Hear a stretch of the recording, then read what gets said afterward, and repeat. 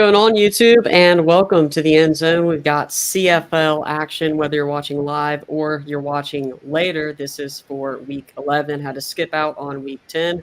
Back here with Coach Phil Reacts, and we're going to go ahead, and get it started. Let me add Coach Phil into the stream here.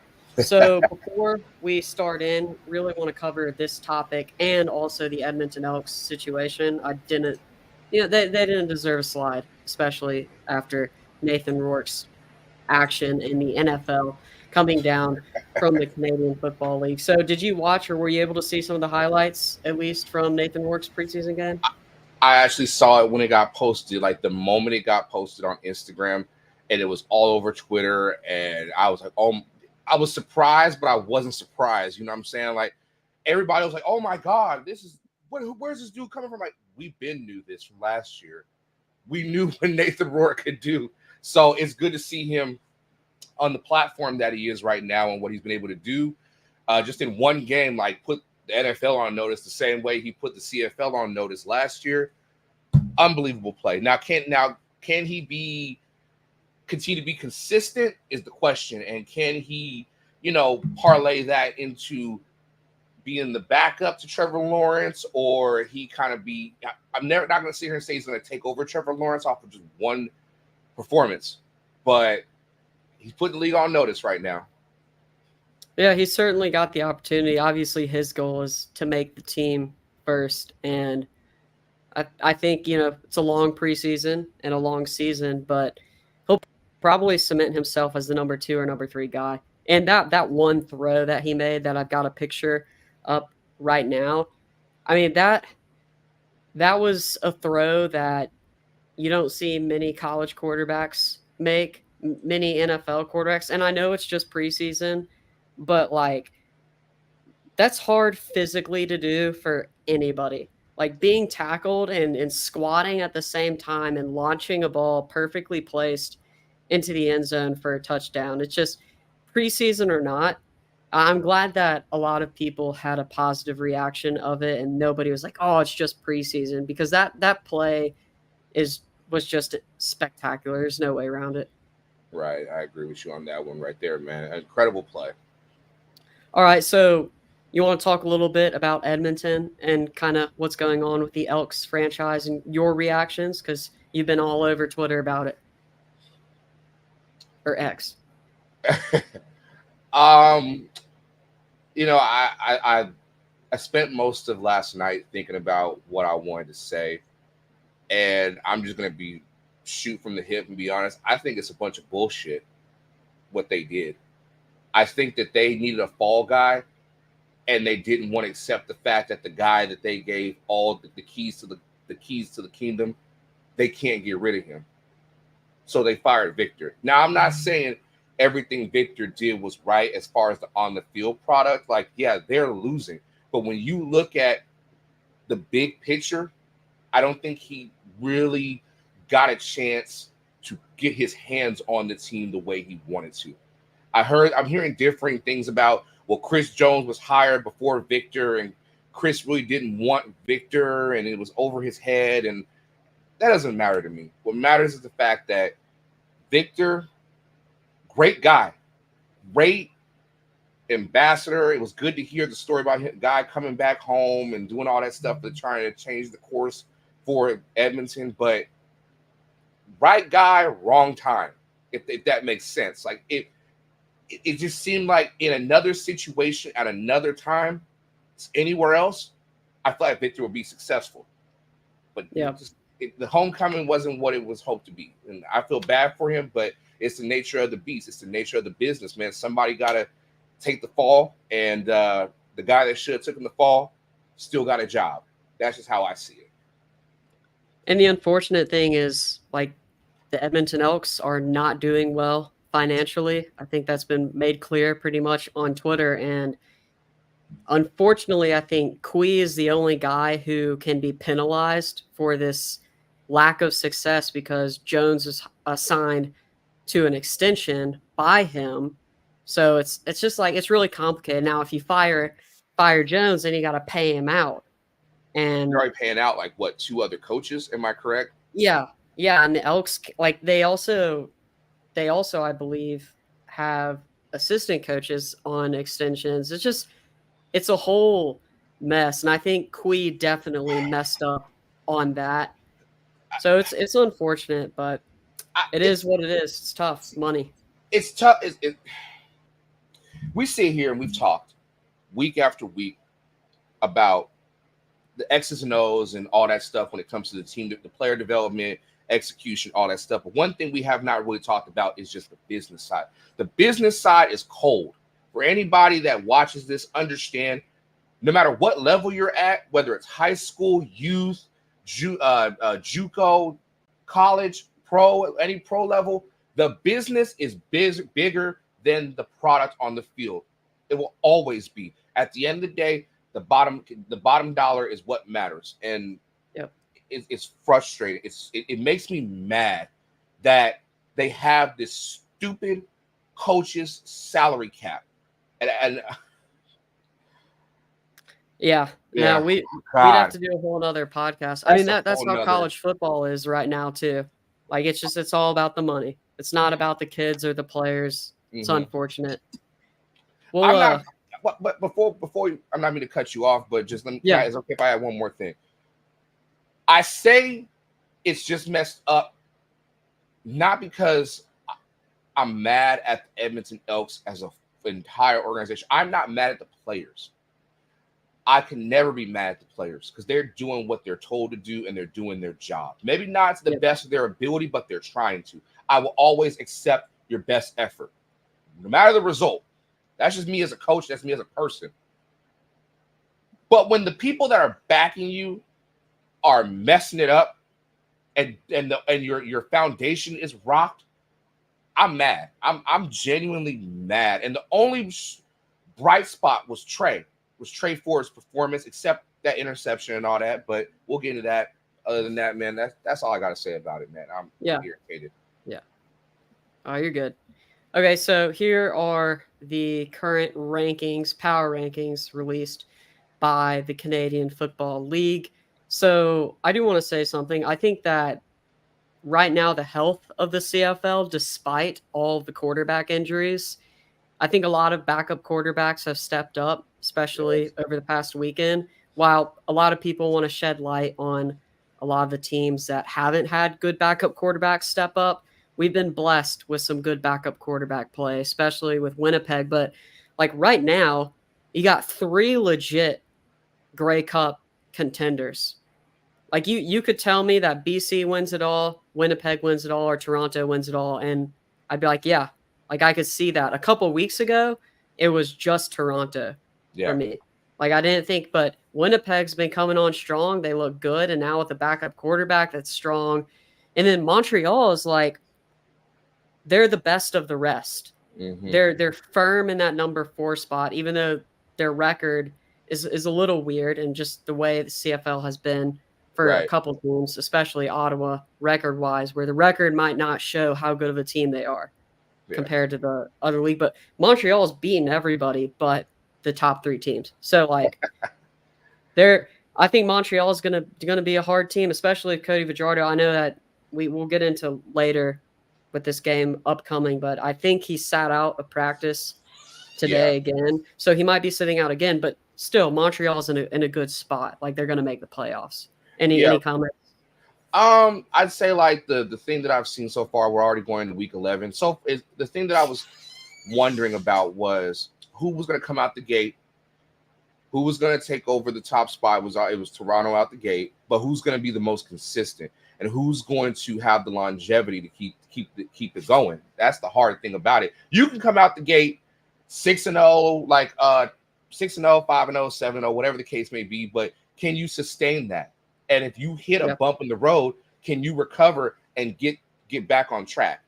And the top 3 teams have done that, even with injuries at the quarterback position, even with just other things that are going on.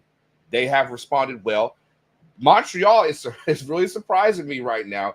I will say though that it would be a different story if Bo Levi Mitchell hadn't got hurt. Yeah. I think with the talent Hamilton has, They should be at the 4 spot, maybe even at the 3 spot. But Bo being hurt and all that stuff that's happened, it's tough right now. Unfortunate. That's I've heard many, not just CFL people talk about, but American people talk about how important the second quarterback position is. I Oh think yeah. Winnipeg's proved that. Ottawa on their like fourth or fifth quarterback. Um, Even Montreal, I mean, not a bad game. And BC, they got Dane Evans. It's not like fantastic, but it's better than most teams could say. Like Saskatchewan now is in deep trouble, and they're definitely a team that with a decent quarterback, they'll probably still make the playoffs. We'll look at the playoffs later, but Yeah. interesting rankings definitely. I think the health of the league is good, and the Stampeders have fallen off. Don't have to get into that though. Yeah. Here's the Pro Football Focus, and I agree with most of it. I got to watch the Toronto game live. That was very exciting, and also I got to watch Winnipeg live. Two games that I watched. I watched a little bit of Calgary, but it wasn't fun to watch, so I turned it off. But and then also I did get to watch Trey Ford. Mm-hmm. But Drew Brown looked absolutely fantastic. Like this whole offense looks insane. Mm-hmm. And I honestly am starting to buy into the fact. I think that Winnipeg could easily win it all. And they're slowly becoming my favorites. They have an elite receiving core, Yeah. probably better, in my opinion, than anyone else in the league. They've got the quarterback, strong defense. Kenny Waller's back. It's like they've also got the leading rusher, Brady Oliveira. Mm-hmm. So he's got 703 yards right now, and nobody else is even close. So I think like that's a dangerous team right there. Also, my guy Devaris Daniels, Notre Dame guy, making it back up there. He's always been a CFL dog, making plays. What are your thoughts? I can. There's one thing I'm going to take a point that you made with Winnipeg and BC's offenses are similar, but they have one difference. BC's is electrifying. Winnipeg's is most consistent. Okay. I feel like with BC, only thing about them is turnovers. Winnipeg, their turnovers are few and far between, but they stall out at halftime. Can they come out the locker room and still have that same energy and consistency out the locker room? As far as the honor roll goes, I have no argument whatsoever. You mentioned the Montreal game. Reggie Stubblefield, I spoke with him on Instagram, and he was everywhere. It was beautiful. It was great to see that. Yeah. Devaris Daniels, that was just a man amongst boys out there. Brady Oliveira, he's cold. Him and AJ Alette, and I'll even throw Jamal Morrow. Those are the three running backs. But right now, Brady is the top guy as we go into week 11. Drew Brown, 300 yards. You the man. You won the week. I'm only surprised about the one with Jackson Jeffcoat. That's the only one I'm like, and I love Jackson. That was the one that just kind of surprised me a little bit. That's the only one on the honor roll. Mm-hmm. I think that the Alouettes, and I guess I can save that for when we get into the preview about the Alouettes. But we'll go ahead and do Montreal and Ottawa because that's like the game of the week. Yeah. And I do have something I do want to say about Montreal. I think the addition of Sean Lemon has just been like the defense literally turned on a coin. Like they massively flipped. And it's not only like his level of play, but I think it's valuable having a veteran leader who can instruct guys like not just what to do during the plays, but how to think, mindset, all the things like that. I think that he's elevated the defense as a whole. And this Ottawa game is crucially important for both teams, of course. And I think it's going to be the best game of the week. What are your thoughts? Well, first, let's just start at the top. I'm going to say right now, I think Edmonton can win this game against Hamilton. Yeah. I'm going to call it right now. Trey's got to have a good game. Defense has got to step up. They need to trust their run game But against that tough Hamilton defense, they have so much doggone talent. They just got to put it together for 4 quarters. Mhm. Winnipeg and Calgary, we already seen that matchup, but Winnipeg's going to do their thing. If Zach's going to play is the question. And even if Zach doesn't play and you let him rest for the home stretch in a few weeks, that's fine. They could still beat, because Calgary doesn't have the offense either way to You don't catch think up. so? You don't think your boys got the offense, man? No, I've seen enough. I've seen enough. Defense, I'm fine with, but no. I said it on my channel. Calgary's defense is so nice inside the box, but when it comes to the back end, that secondary, you can't play bend don't break all the time, and they get Yeah. exposed so much across the middle. It's disturbing. Montreal and Ottawa, that's going to be the game of the week right there. I can't wait to see that one. Like you, BC and Saskatchewan. I'm gonna ride with my boys, but what we gonna do? What can we do to make things right now? But I'm gonna ride with my boys. That's just my. I think with Montreal and Ottawa, it's Montreal's game to lose, but it's Ottawa's to step up. That's how I see it. Yeah, I mean,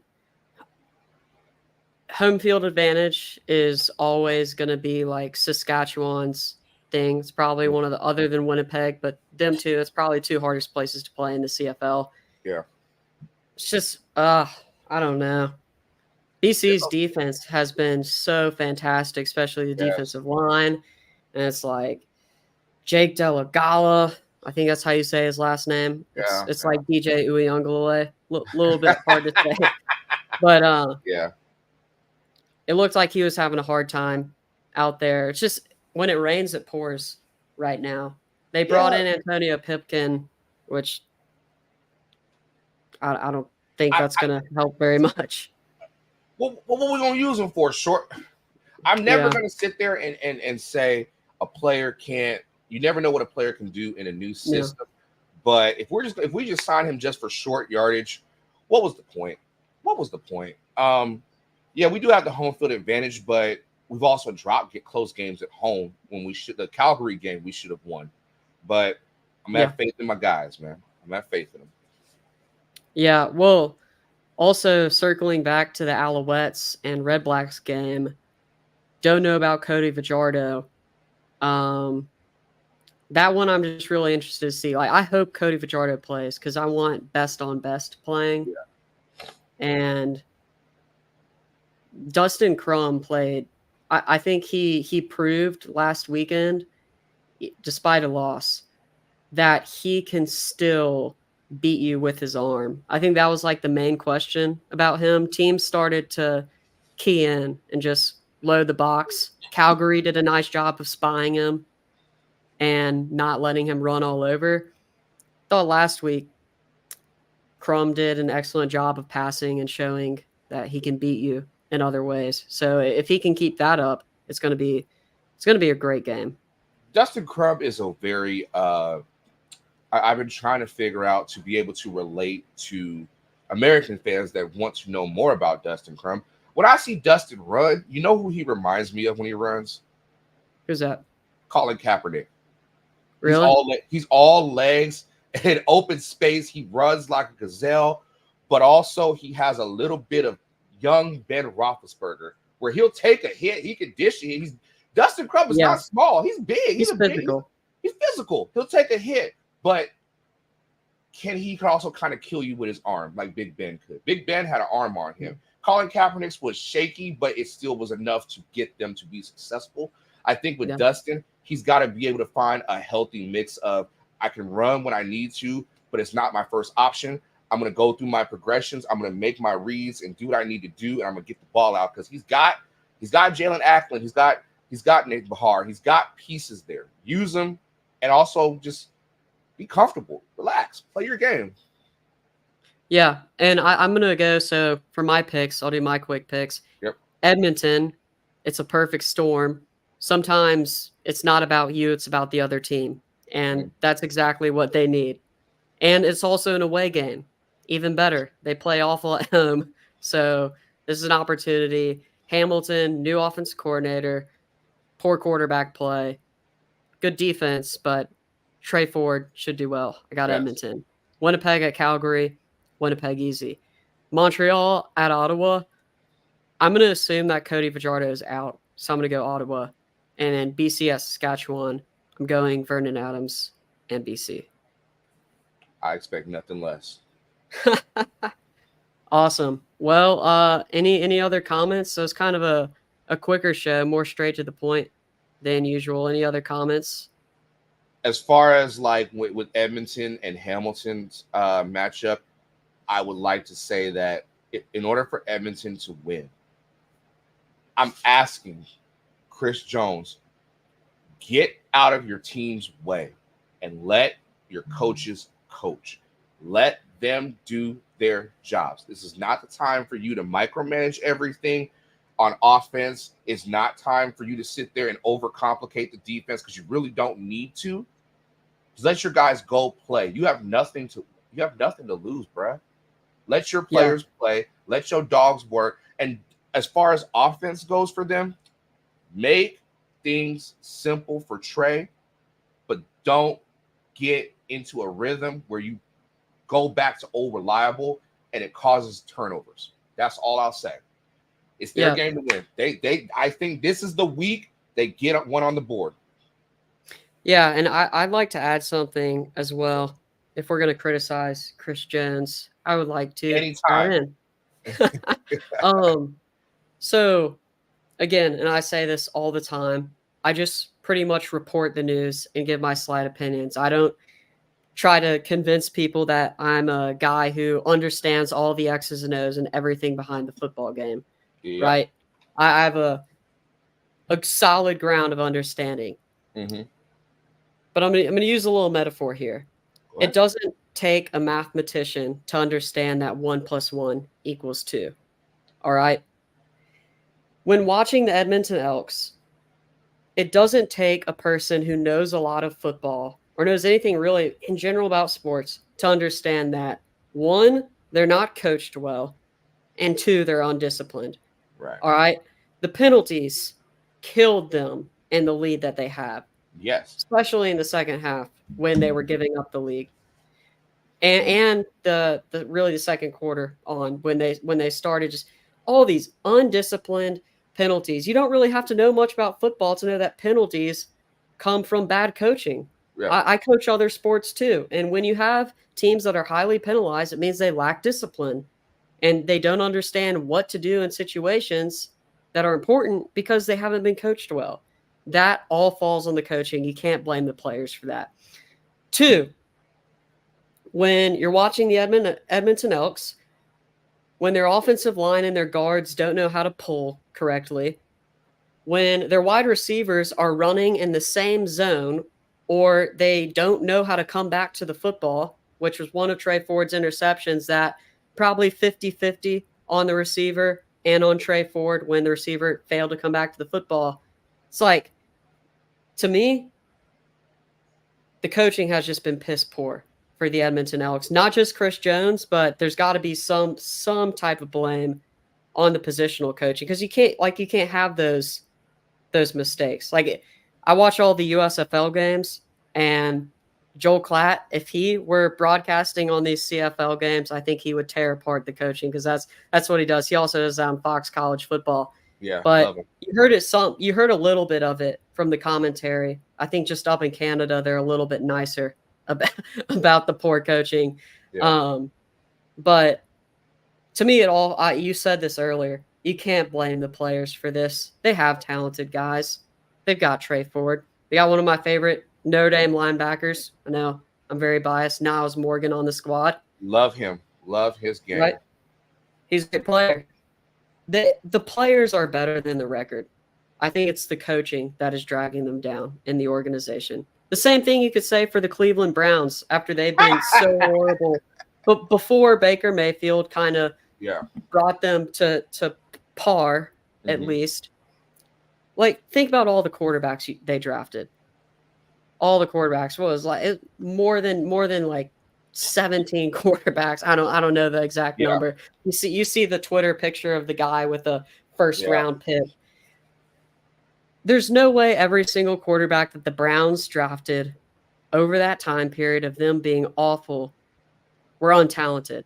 It's the odds of that happening are absolutely slim. It's more likely that they went to a bad organization with poor coaching and incompetent people running things. And that's how I see the Elks. I agree with you on that. And there's three you've mentioned before. You know, you coach other sports. It doesn't matter the sport, the principles and the core values and the infrastructure is all the same. It's just sports. You can use that. It's how you manage your people, your talent, and everybody within the organization. I hold the coaches accountable, but I hold Chris Jones accountable so much Oh due yeah. to the fact that you are the head. You are the head, not the tail.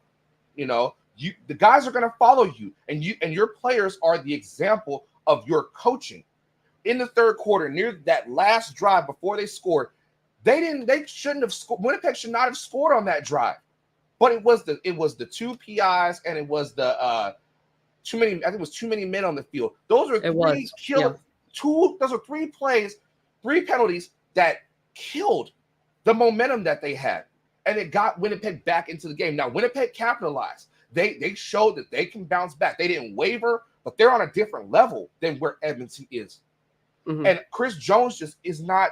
I feel like with him, he's so stuck in his ways. He's not willing to adjust, and it shows. You can have a system as a coach, but you build around the talent that you have. I don't feel like he's building around the talent. He's trying to prove that his system works based off of, oh, I've won 4 Grey Cups. I know what I'm doing. Bro, no. Build around your talent. And the way he talks about his players in the media, you're not Belichick. You don't have that cachet to sit there and talk like you are a big dog like that. You are not. You up little pup right now. You ain't got the stripes. Just because you won as a coordinator, you ain't proven yourself as a head coach when it comes to winning Grey Cups. He hasn't won a Grey Cup as a head coach. Am I correct? Right? I'd have to double check that. Okay, we'll fact check that for next week.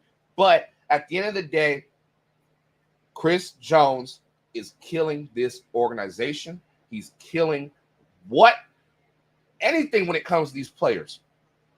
All he does on the sideline is just yell, scream, holler. Just because you yell, scream, and holler don't mean they listening to you or they hear you, bro. So we got all next week, man. We're gonna see what happens. We're gonna see what happens tomorrow, and I pray they win. I really do. Okay, so I'm just looking up real quick. In his career as a head coach. So yeah, he did win as a head coach. That's what Okay. I was thinking, but I didn't want to say for sure or not. And it was in 2015. Oh yeah, when With he was yeah. So yeah, because he was with Edmonton, and it was before it was no sorry yeah it was before he went to Saskatchewan. Okay. Where so that's the only time um he's won, and he was finished first in the West, 103rd Grey Cup. I, I don't but that was so long ago, man. You got to update your resume. And he's what, 4 wins and 21 losses as head coach of the Elks. Yeah, In the NFL, you know that gets you fired. There are not dudes that extended. right. There are dudes that Yeah. get fired in the USFL after once. Look at Kirby Wilson, Wilson. Yeah, he was trash with the Maulers. the So, Pizzagate. bro, when I saw that on Fox 1, I said, "You really are letting a dude go over pizza?" And I mean, good running back too. Good Yes. running back too. That's a tale for another time. That's a We got tale. bro. That was crazy. Yeah. But yeah, that's what I think, man. Hopefully, I'm gonna pray on it. I'm gonna hope that they do their thing tomorrow, and maybe when we come back next week, they got a dub.